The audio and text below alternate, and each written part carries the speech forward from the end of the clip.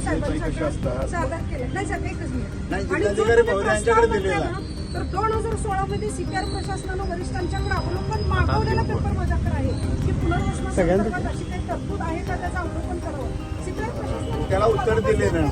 आणि एक असं आहे की प्रस्ताव पाठवायचा असं नाही, बिना प्रस्तावाचं मी त्यांना बोलतो. आपण काय करताय? काही नियम असतात त्या नियमामध्ये जर करायचं तर आपल्याला या संदर्भात मीटिंग होणार आहे, पण तेवढा वेळ तुम्हाला थांबायला तयार नाही. तुमच्या मालकीचं आहे असंच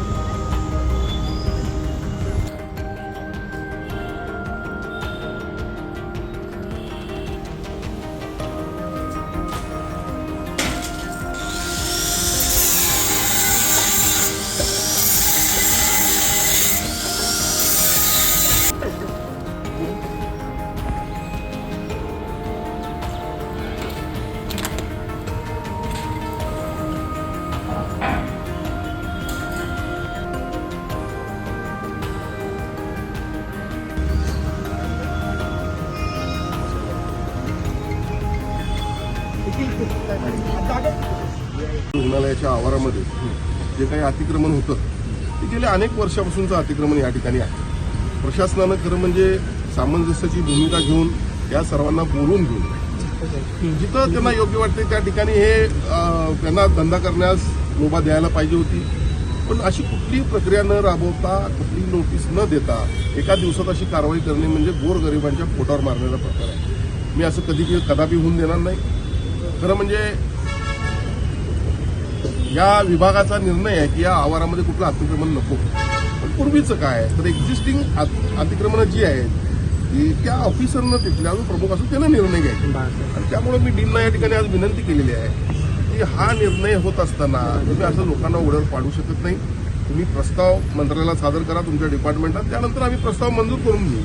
जर त्या तुमच्या खात्याचं असं म्हणणं असेल की या ठिकाणी आम्हाला देता येणार नाही तर तुम्ही या ठिकाणी डीन म्हणून तुम्हाला अधिकार आहेत आणि तुम्ही त्यांच्या तुम्ही एकत्र बसा, त्या लोकांना एकत्र घ्या आणि तिथं योग्य जागा वाटते की जेणेकरून सीपीआरच्या येत असणाऱ्या लोकांना पण अडचण व्हायला नको आणि आमच्या या लोकांची व्यवसाय पण झाली पाहिजे.